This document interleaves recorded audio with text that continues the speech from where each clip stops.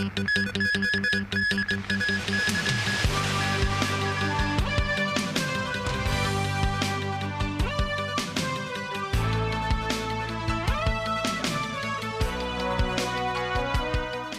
Travel Industry Council says 6 Hong Kong tour groups with less than 100 people are traveling in Thailand, and all of them are reported safe. TVB News also spoke with some Hong Kongers residing in Bangkok about the frightful scenes they saw. A precarious moment when the train in Thailand was rattled by the mega quake. Anxiety gripped the streets of Bangkok as well. Many stayed outdoors, dreading more aftershocks and devastation.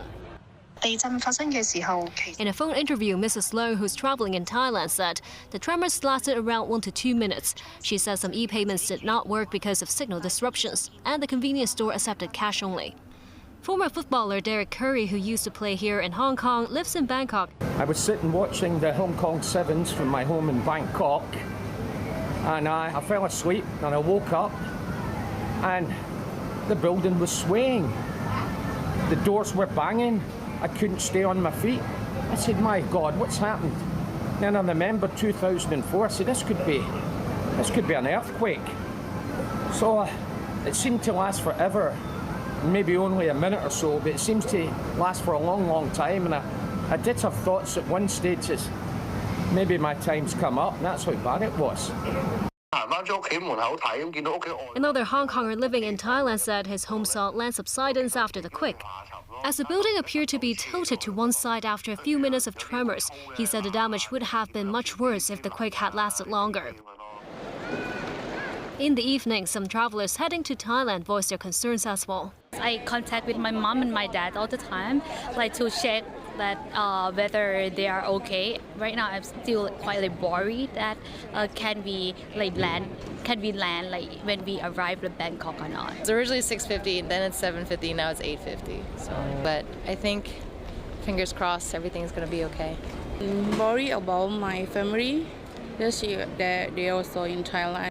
Owing to the earthquake in Myanmar and Thailand, Cathay Pacific has diverted some Bangkok-bound flights, with several other flights facing possible delays. Sources say CK Hutchison will delay the signing of its Panama Ports deal originally planned for April the 2nd, which is next week. A source close to the management of the conglomerate told TVB News that the decision was made with a reason that everyone should understand. The State Administration for Market Regulation responded to inquiries from Ta Kung Pao and Wen Wei Bao that they are conducting an antitrust review of CK Hutchison's port transactions in order to protect fair market competition and safeguard public interests. On March 4th, CK Hutchison announced his plan to sell 43 ports, including those at both ends of the Panama Canal, to a consortium led by the American investment firm BlackRock. Beijing's Hong Kong and Macau Affairs Office earlier reposted several articles that criticized the deal as being damaging to China's interest. The MTR announced today that train ticket prices will not go up this year. Samantha Lee has the story. The MTR revised its fare adjustment mechanism in 2023, taking into account the MTR's property development profits. Train ticket prices have been rising these 2 years, and this year is the first fare freeze since the modification of the mechanism.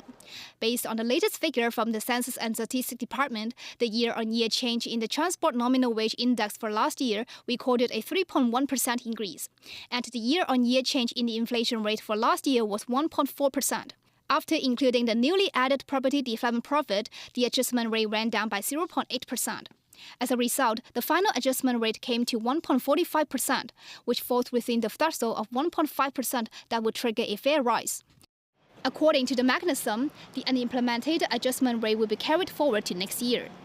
It seems reasonable to me, to be honest. It's priced at a level that people are able to access it, so I don't complain. Cheaper than London. Services are miles better. The trains are on time, whereas London, they're always late. The MTR's fare adjustment mechanism was introduced after the two railway organizations merged in 2007. But over the years, there has only been one fare reduction of 1.85% in 2021. Samantha Lee, TVB News. People began moving into the first batch of light public housing units located in Yuen Long today.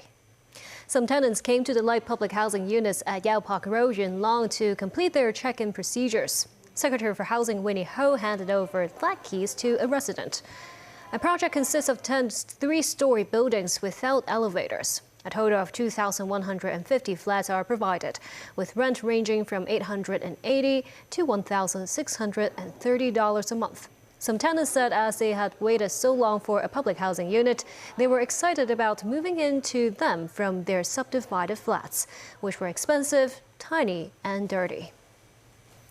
President Xi Jinping met with top executives of some of the world's biggest companies in Beijing today. Danny Zhou has details. The meeting was held at the Great Hall of the People Friday morning. President Xi, along with senior Chinese officials, met with over 40 leaders from top multinationals. They include Blackstone CEO Steven Schwarzman, Samsung Electronics Chairman Li Jiayong, BMW CEO Oliver Zipse, Qualcomm CEO Cristiano Amon, AstraZeneca CEO Pascal Soriot, and Stephen Orleans, who is president of the National Committee of U.S.-China Relations. Bridgewater's Chief Investment Officer Ray Dalio, Chairman of Toyota Motor Corporation Akio Toyoda, and President of Saudi Aramco Armin H. Nassar were also in attendance. She said the relationship between China and Saudi Arabia has galloped forward thanks to the Belt and Road Initiative. Meanwhile, she sought to dispel global companies' concerns about making big investments in China as the U.S.'s tariff war escalates. She told the business leaders that tensions in U.S.-China trade should be resolved via negotiations, as there's no way out under decoupling. Foreign-funded enterprises are encouraged to expand their investment, as Beijing is determined to further expand the opening up of the Chinese economy. Echoing recent policy plans, she noted more focus will be paid on lowering the market access threshold, ensuring fair opportunities and strengthening communication with foreign business people. State media reported that the executives expressed willingness to deepen cooperation and build up their presence in the Chinese market.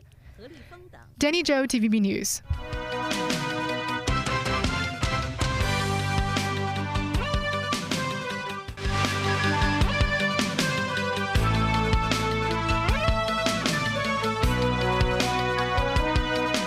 Welcome back. Australians will go to the polls on May 3rd for a general election. The country's high cost of living and housing shortage is likely to weigh on the government as Prime Minister Anthony Albanese's centre-left Labour Party seeks a second three-year term. Tracy Furness has more.